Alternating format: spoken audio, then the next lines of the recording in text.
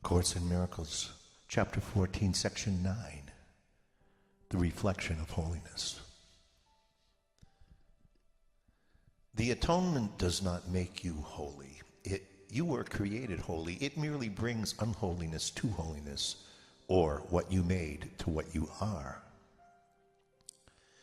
Bringing illusion to truth, or the ego to God, is the Holy Spirit's only function.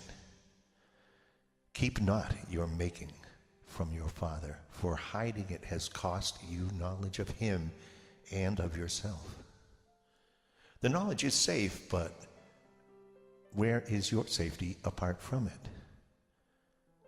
The making of time to take the place of timelessness lay in the decision to be not as you are. The truth was made past, and the present was dedicated to illusion, and the past too was changed and interposed between what always was and now. The past that you remember never was and represents only the denial of what always was. Bringing the ego to God is but to bring error to truth, where it stands corrected because it is the opposite of what it needs. It is undone because the contradictions can no longer stand. How long can contradiction stand when its impossible nature is clearly revealed? What disappears in light is not attacked. It merely vanishes because it is not true. Different realities are meaningless, for reality must be one. It cannot change with time or mood or chance. Its changelessness is what makes it real. This cannot be undone. Undoing is for unreality, and this reality will do for you. Merely by being what it is does truth release you from everything that it is not.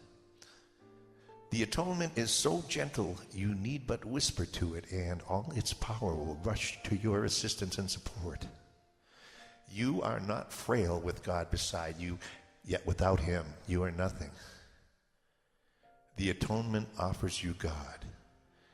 The gift that you refused is held by Him in you.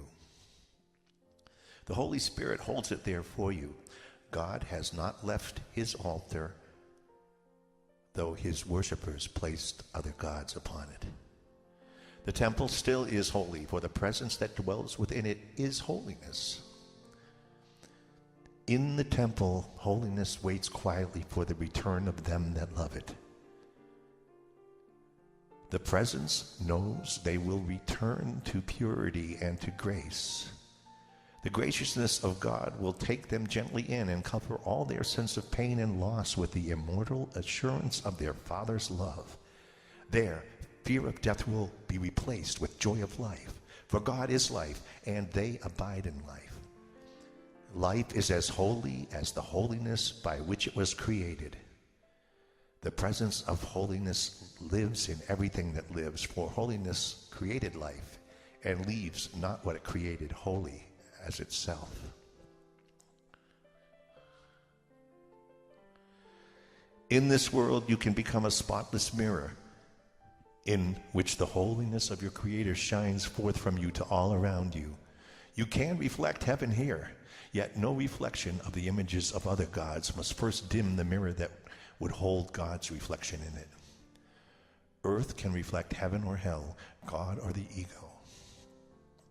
You need but leave the mirror clean and clear of all the images of hidden darkness you have drawn upon it. God will shine upon it of Himself.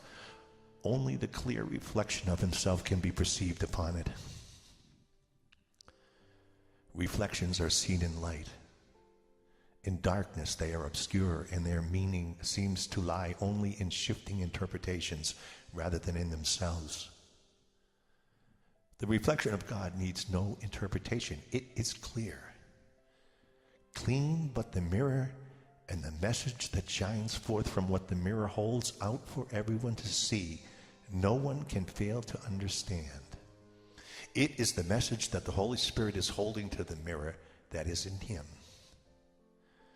He recognizes it because he has been taught his need for it, but knows not where to look to find it.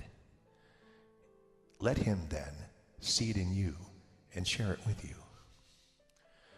Could you but realize for a single instant the power of healing that the reflection of God shining in you can bring to all the world, you could not wait to make the mirror of your mind clean to receive the image of holiness that heals the world.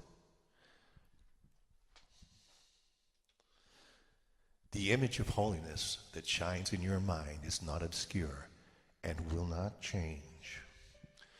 Its meaning to those who look upon it is not obscure, for everyone perceives it as the same. All bring their different problems to its healing light, and all their problems find but healing there. The response of holiness to any form of error is always the same. There is no contradiction in what holiness calls forth. Its one response is healing, without regard for what is brought to it. Those who have learned to offer only healing because of the reflection of holiness in them are ready at last for heaven. There, holiness is not a reflection, but rather the actual condition of what was but reflected to them here. God is no image, and his creations, as part of him, hold him in them in truth. They do not merely reflect truth, for they are truth.